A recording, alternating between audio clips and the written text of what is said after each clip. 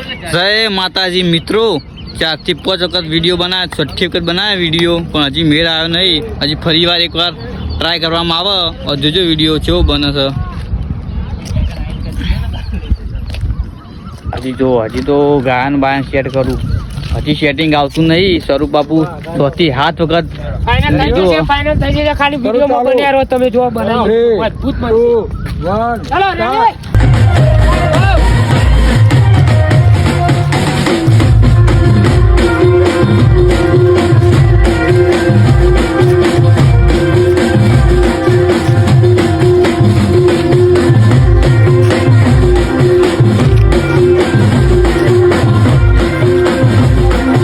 જોજો ભાઈ, હાથમી વખત વિડીયો બનાવ્યો છે. ચો વિડીયો છે, જોજો.